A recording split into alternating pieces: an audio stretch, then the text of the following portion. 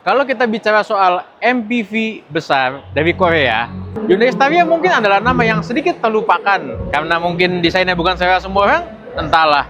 Tapi yang pasti di Gias 2026 ini Hyundai Staria tampil dengan varian baru, varian EV dan juga versi facelift-nya. Penasaran kayak apa? Cek terus videonya.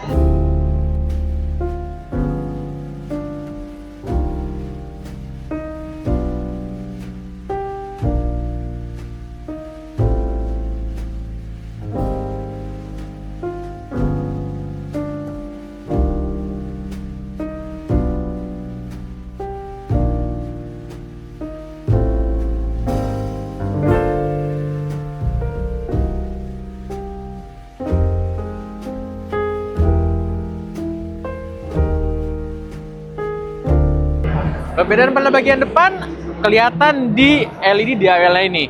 Kalau dia sekarang yang versi facelift ini udah jadi satu piece. Kalau yang sebelumnya kan dia kayak ada potongan di sininya gitu. Selain itu karena dia EV, maka grill depannya ketutup lengkap dengan port chargingnya dia ada di depan. Tuh.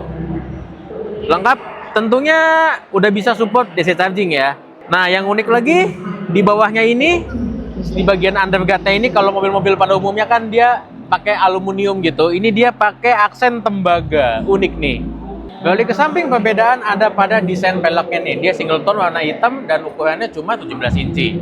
Wajar karena ini EV, jadi dia kan istilahnya ngejar range-nya gitu. Karena kalau pelek lebih gede, lebih berat, itu akan berpengaruh pada range-nya juga. Ya, bedanya lagi di bagian belakang dia ada emblem elektrik yang menandakan dia ini EV. Sama kalau kalian jeli, si desain garnish bawahnya ini juga beda, dia lebih clean, lebih simple. Kalau yang itu versi sebelumnya kan dia ada kayak aksen-aksennya gitu. Nah, ini dia baris kedua dari Hyundai Staria EV. Bisa dilihat di sini dia joknya udah pakai captain seat dengan fasilitasnya di sini banyak ya. Pengaturannya di sini banyak walaupun belum touchscreen, tapi pengaturannya banyak, dia bisa maju mundur dan bahkan ada memory seat dan ada fungsi pemijatnya juga. Selain itu, dia juga ada mejanya lengkap dengan kaca dan ini bisa dilipat lagi jadi meja. Lanjut di depannya dia juga ada wireless charging dan juga ada cup holdernya di bagian sini. Nah, di bagian interior perbedaannya justru lebih banyak karena dia desain dashboardnya baru, lengkap dengan isi AC-nya juga baru dan penempatan tombolnya juga baru. Selain itu, desain setirnya dia juga baru kayak Hyundai yang EV-EV kekinian. Begitu juga dengan si konsol tengahnya ini juga baru nih. Ya, untuk layar entertainmentnya ini dia berukuran 12,3 inci. Sementara sistem audionya udah pakai Bose 12 speaker yang tersebar di sekujur kabin. Ya, sebagaimana MPV, posisi duduknya sebenarnya sama-sama commanding juga. Cuman ini posisi setirnya terlalu miring gitu. Tapi setidaknya dia udah tilt dan teleskopik walaupun masih manual. Nah, oh ya, di versi facelift ini kayak Hyundai kekinian, dia posnelengnya ada di kolom setir. Kalau yang dulu kan di sekitar sini ya, ini dia ada di kolom setir kayak Hyundai kekinian. Ya, ngomong-ngomong soal powertrainnya nih, Hyundai Staria EV dibekali baterai 84 kWh dengan range yang bisa mencapai 544 km berdasarkan penghitungan dari NEDC. Sementara itu, output tersebut bisa menghasilkan tenaga 218 PS dan torsi 350 Nm. Nah, sebagaimana EV, dia ada penyimpanan di depannya nih. Gue tunjukin ya. Tuh. Nggak gede-gede amat sih, tapi lumayan lah.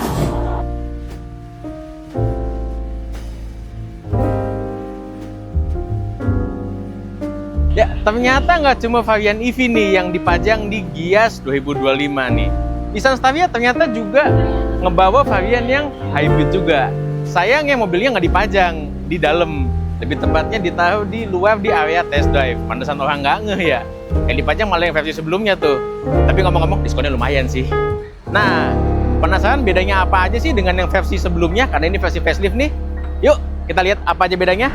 Perbedaan dengan versi EV ada pada bagian grillnya. Karena dia, kalau EV kan dia kayak rata gitu bagiannya. Ini dia beda di bagian grill. Begitu juga dengan airdamnya lengkap dengan kayak aksen patah-patah. Ini kalau mobilnya nyala, ini ada lampunya nyala putih-putih gitu di sini. Nah, perbedaan selanjutnya di bagian samping ada pada bagian peleknya nih. Dibanding yang versi EV, sepintas sama ya, tapi ini ukurannya beda. Kalau yang EV itu 17 inci, Yang hybrid ini 18 inci. Cuman kalau yang versi sebelumnya nih, yang pre-facelift kan dia desainnya dual tone gitu ya warnanya. Ini dia cuman single tone hitam aja. Kurang bisa merefleksikan kesan mewahnya gitu loh, kurang bisa ngangkat. Ya, lanjut lagi, aksen tembaganya juga masih nyambung nih ke bagian samping dan juga belakangnya. Unik nih. Dari samping sih nggak banyak bedanya ya, paling cuman itu, sisanya masih sama dengan versi pre-facelift dan versi EV-nya juga. Sementara di bagian belakang, perbedaannya sebenarnya nggak banyak ya. Paling kalau kalian jeli ada pada garnish bawahnya itu. Kalau di versi sebelumnya kan dia ada kayak patternnya, kalau ini dia enggak, simple aja, lebih clean gitu. Tambahan lagi di belakang sini dia ada wiper belakangnya juga tersembunyi di balik si spoilernya ini, dia di sini tuh. Jadi nanti dia langsung ke bawah, set gitu. Ya, sekarang kita lihat dalamnya.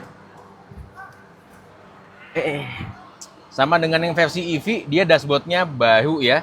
Kalau yang sebelumnya kan dia lebih banyak lengkungannya gitu, lebih membulat. Ini dia justru lebih simple, lebih clean, lebih menyudut juga. Perbedaannya paling jelas ada pada bagian kisi AC, terus bagian tatanan AC-nya ini dan tombol-tombol fisiknya. Selain itu, dia juga ada beda di setir dan tuas transmisinya. Kalau yang sebelumnya kan dia di sini, ini dia di kolom setir gini, kayak Hyundai kekinian. Ini yang mau gue tunjukin bagian AC. Ini dia AC-nya dual zone, tapi biasanya kan dual zone itu kiri kanan ya. Ini justru depan belakang. Kalau mau ngatur belakangnya kita pencet ini dulu, tuh, baru bisa diatur suhunya. Kemudian dia juga ada ventilated seat dan ada wireless charging juga di sini. Dan yang baru ada lagi kompartemen tengah yang lumayan gede. Nih. Cukup dalam ya. Segede cool box ini. Lengkap dengan cup holder di bagian depan. Kita bahas head unitnya dulu ya. Ini ukuran layarnya 12,3 inci. Sama dengan yang sebelumnya kayaknya ya. Dan dia untuk sistem audionya udah di-provide sama Bose. Yang dia ada 12 speaker di screwdriver kabinnya. Kita lihat isinya ada apa aja. Yang unik, dia ada penunjuk arah kiblat ya. Nah, ini ada icon Ka'bahnya di sini untuk menunjukkan kiblatnya ke arah mana. Kemudian, kalau mau lihat mode hybridnya, nih, efisiensinya berapa di sini. Ada sisa baterainya. Tuh. Lanjut, kemudian dia di sini ada carrier mode. Ini bukan buat nyari kerja ya. Jadi ada ADAS yang dinonaktifkan kalau kalian lagi bawa-bawa barang entah di atap atau entah di belakang itu kayak sepeda gitu. Nah, sekarang kita bahas speedometernya nih. Sebagaimana kebanyakan mobil hybrid ya. Biasanya nggak punya tachometer, tapi cuman kayak indikator menunjukkan charge, eco, sama power nih.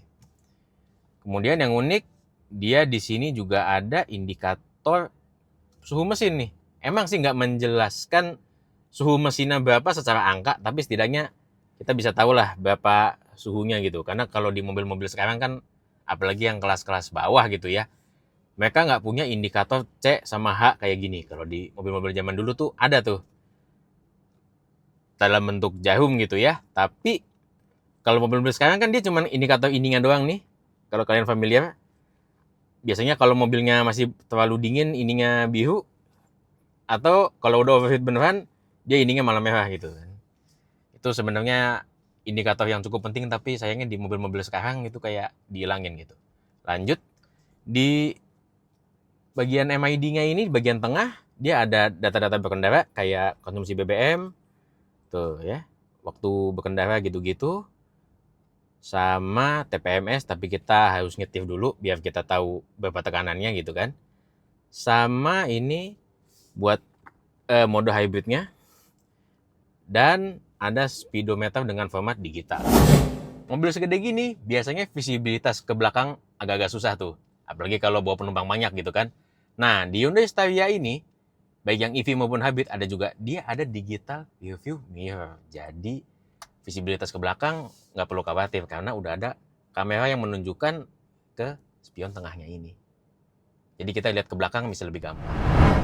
Nah, kalau kalian perhatiin dari tadi, ini jendelanya cuma bisa buka yang bagian depan kiri sama depan kanan. Biasanya kan ada 4 gitu buat buka belakang. Jadi ternyata ini versi yang kita lihat ini jendela baris keduanya nggak bisa dibuka sama sekali.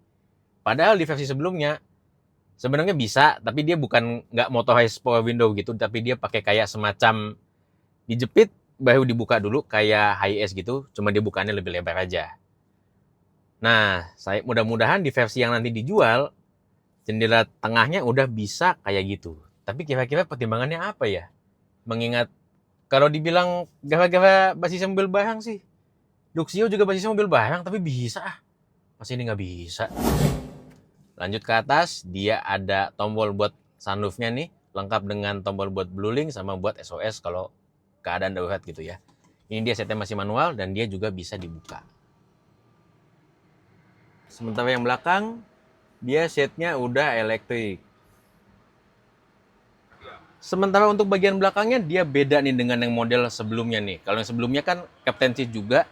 Kalau ini dia udah pilot seat istilahnya. Dia di sini fiturnya udah lengkap banget dan joknya lebih gede, lengkap dengan sandaran kepalanya juga elektrik. Di sini fiturnya juga cukup lengkap ya, meskipun belum ada layar touchscreen gimana-gimana gitu. Tapi dia di sini pengaturannya full elektrik, maju, mundur, leg rest-nya juga. Dan yang lebih mantepnya lagi, dia juga ada fasilitas pemijatnya. Gokil nggak tuh? Lanjut bagian tengah, dia ada wireless charging dan ada kompartemen meja kecilnya juga nih. Ini kalau dilipat ada kacanya juga dan ada mejanya juga buat kerja atau buat makan gitu. Lanjut ke bagian bawah, dia ada cup holdernya. Di kiri kanan ada. Kalau kalian perhatiin, ini kan jok baris keduanya mepet nih. Gimana akses baris ketiganya? Ternyata lewat sini ya, ada semacam tuas. Kita tarik aja. Tuh, dia akan maju dengan sendirinya.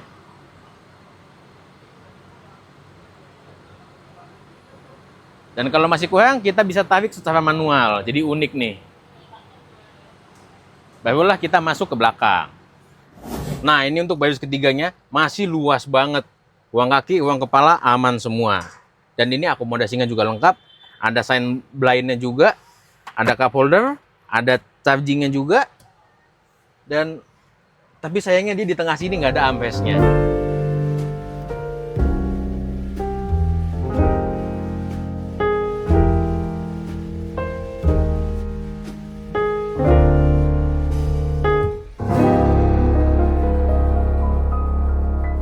Perbedaan utamanya jelas ada di mesinnya. Dia pakai mesin 1600 GDI alias gasoline direct injection. Jangan mentang-mentang ada D-nya berarti diesel ya. Dengan tambahan baterai berkapasitas 1,49 kWh.